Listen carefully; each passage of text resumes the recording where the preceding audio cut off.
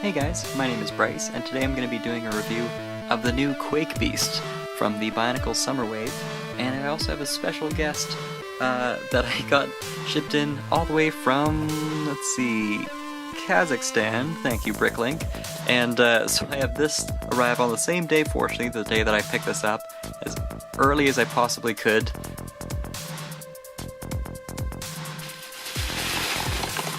Hey, here it is. From the Brain Attack series, we have Bruizer, and I just thought it was great, even seeing these two side by side for a second, and appreciating how we've essentially progressed from this to this here.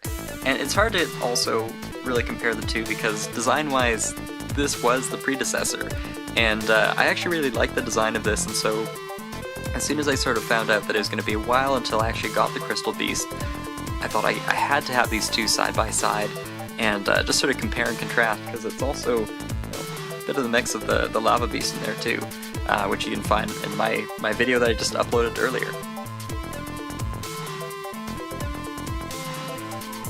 So just from looking at these two right off the bat, the two major large pieces include the blades here. I'm gonna get my actual blade out of here.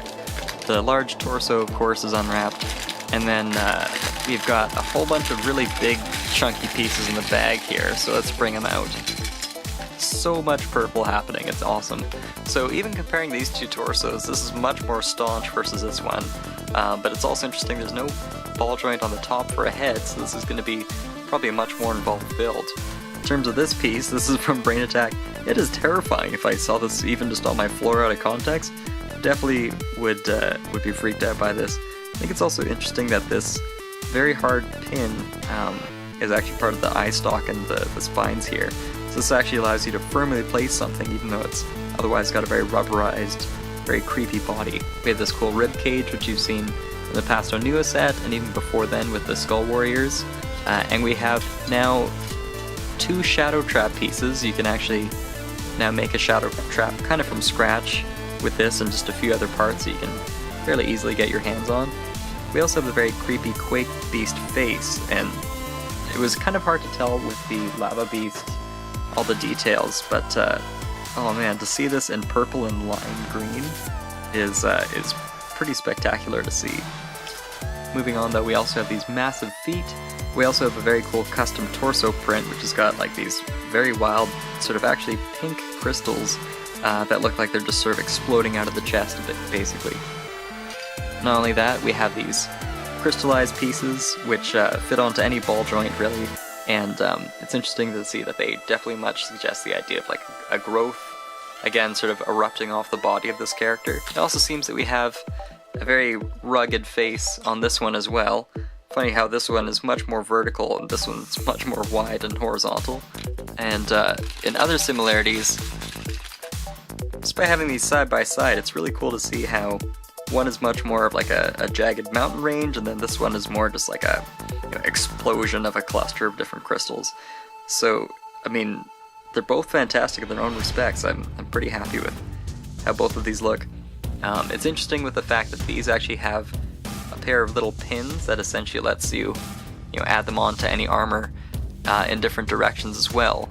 Again, to compare these two isn't really fair, it's just also interesting to sort of see them side by side. We have a green face, which is sort of standard as a face of what the Brain Attack characters were for, like something like this, which in itself is pretty freakish, and then combining that with the Quake Beast here, both of these guys are really intimidating. Now, for people keen to see Quake Beast right away, I'm just going to start with Quake Beast.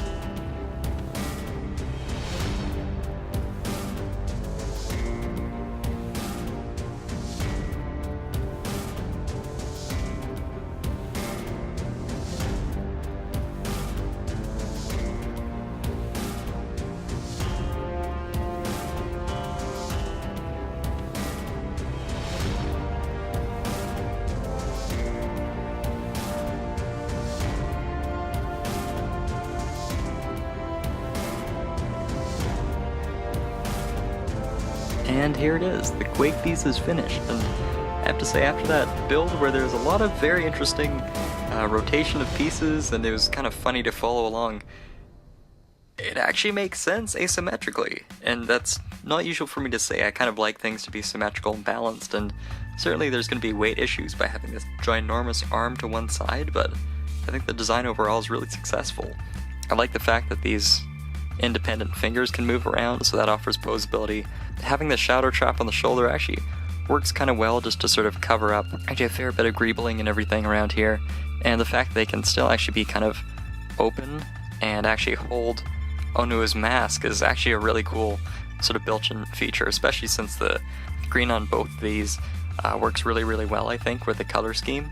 Now let's talk about the biggest issue though for the arm, which has not had a lot of people happy with, but I think it's actually a really fun play feature.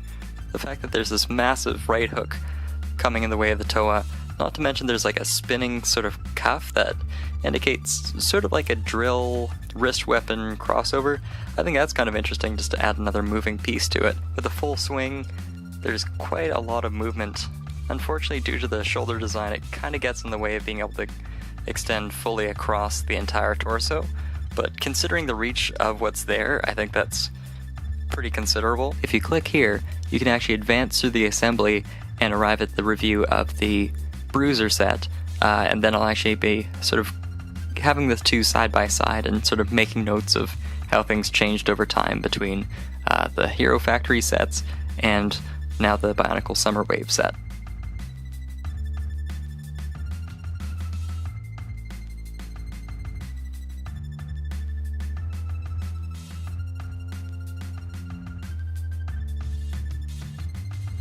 And here they are, the two right-hand favoring monstrosities. So now that we have Bruizer finished, let's sort of compare and contrast. And by the way, this is certainly not a competition, because I think each has got its own strengths, and I mean, heck, they even attack differently, and there are two different times and two different eras. But nevertheless, though, it's really interesting to see them side by side. So to quickly go over Bruizer a little bit more before we go over both. So the way he's activated is essentially you press on this little lightsaber piece, or just essentially like a little clear piece, and either by pressing on this or this bar will raise and lower his arm to either do an uppercut or sort of smash down. And to see that from the front looks like this, and otherwise full range of motion for arms and legs. Head can sort of tilt around, and even though the end of this brain stalk does disconnect from time to time, you can actually get quite a lot of expression out of this guy, just based on how flexible everything is. The only thing that isn't flexible is unfortunately the right arm. The hand can move around, the shoulders can be slid back and forth a little bit, but otherwise you kind of have to aim the rest of the body to make any sort of dynamic attacks. I think just the otherwise amazing work with the colors of everything, and also just the interesting idea of having the green head overrun by all the crazy, magma red and magma orange and everything, definitely suggests that this is like a mutated form of something that once was. It definitely screams the idea of like an evil rock golem. Now between these two, it's going to be interesting. Both have kind of a small either side weapon or like a less developed claw. Both have pretty much symmetrical legs, with kind of the left leg having a bit of a spike on it, and otherwise the same footwear essentially. The torsos are fairly standard builds from their sort of siblings, or their sort of fellow creatures, I guess you could say. Now to demonstrate the attacking motions at the same time is going to be tricky. Now if these two were actually to go into combat, it'd be kind of a very comical sight to see. But nevertheless though, while the attacks may be slight variations on each other, I think it certainly bears mentioning the fact that the Quake Beast is able to actually position different arm gestures, whereas this is very static. Obviously in a very rock golem sort of theme, of course. The fact that Bruizer can sort of balance much more easily is kind of a nice thing, and that just may be also due to the fact that there's a lot less gear involved in actually putting the pieces together. Like, if you could compare the two, also keeping in mind price point and things like that, there is so much going on with Quake Beast versus what Bruizer has is a much more simple setup, so a lot quicker to together, a lot more features and opportunities for making use of more parts and things like that. So it really depends what you're kind of looking for in a set. The fronts and both sides are covered by quite a lot of armor and just interesting features. I mean, having all these spikes on everywhere, and also seeing all the different crystals kind of adorning the entire part of the arm here, and having little shadow trap draws certainly makes for really unique, interesting characters. I definitely have plans to include Lava Beast in the incorporations. Between kind of all these three, we'll exchange back and forth, and we'll see how that goes. That should be interesting. So overall, if I had to choose between the two, I would go with Quake Beast.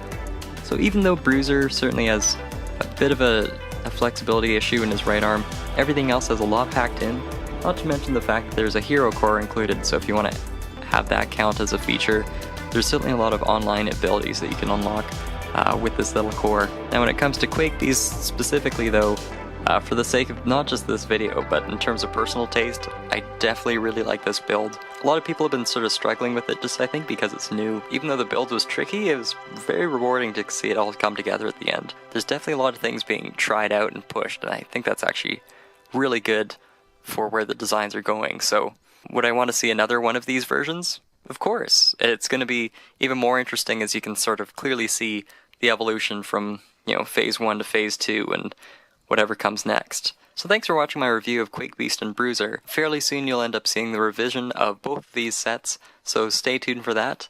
And until then, thanks for watching.